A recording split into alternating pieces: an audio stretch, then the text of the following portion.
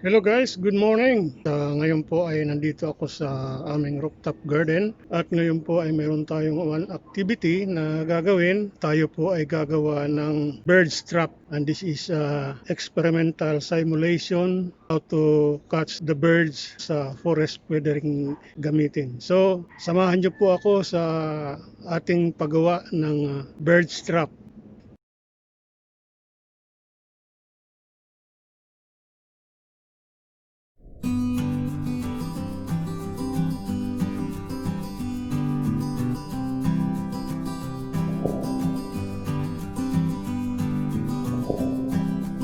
Guys, today we are successful to catch one birdie and the bird is called the pago.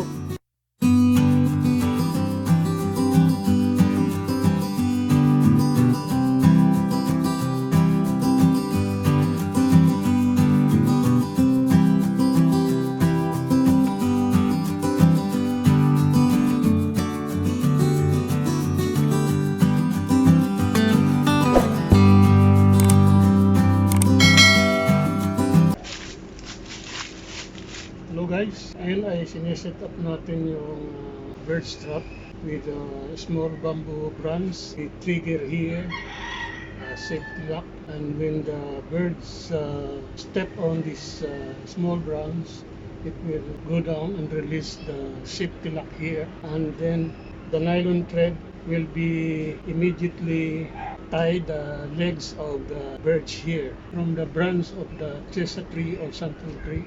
The birds will fly and step on this small bamboo branch, so birds can eat the bait, the ripened chesa fruit. So when the birds step on this one, the safety lock here will be released, and immediately the rubber will pull the nylon thread, and simultaneously that will tie the legs of the bird that step onto this small branch. So now it's already again set up for another cycle of catching a small bird here.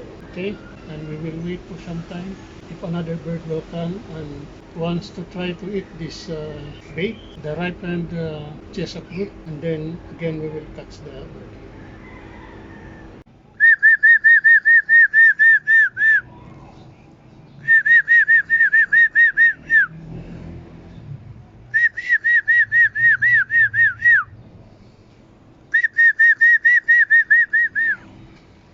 1 hour later.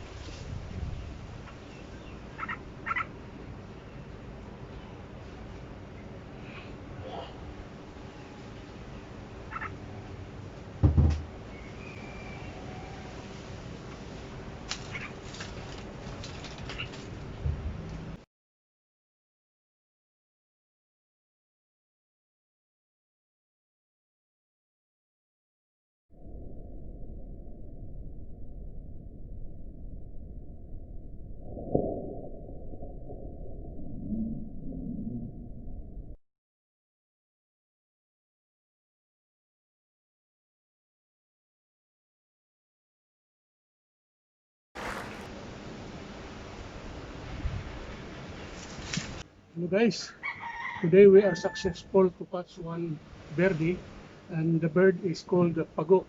We catch the pago by means of simple tap on bamboo branch bird trap, and this is the bird we have catch. See, this is alive. See, this is the bird we catch today, and we are using the bait ripened chesa fruit. This pago bird likes to eat ripened chesa fruit, and we successfully catch this one today. Okay guys, if you like my video, please like, share, and subscribe, and hit the bell button so you will be notified for my future uploads in my YouTube channel. Again, this is the Urban Plant Grower saying thank you very much for watching my videos and goodbye. Okay. Hey guys, ito na yung kanyang paglaya sa kunting panahon na inilagi sa amin at ngayon ay pakakawalan po natin na itong ating nahuling ibon to be with the nature at doon siya na talagang nakatira sa mga puno at thank you Birdie sa few moments na binigay mo at binigyan mo kami ng pagkakataon na makasama. Okay, so time to go. Pakakawala na kita. At ito na nga yun. At ayan mga ka-tubers, hindi ko po niluto yung ibon ha. Pakakala nyo niluto ko yung ibon. This is my disclaimer na hindi ko niluto yung ibon at pinakawalan ko muli sa kanyang environment. Okay, go, go, go, go, go. Fly, fly. Yay!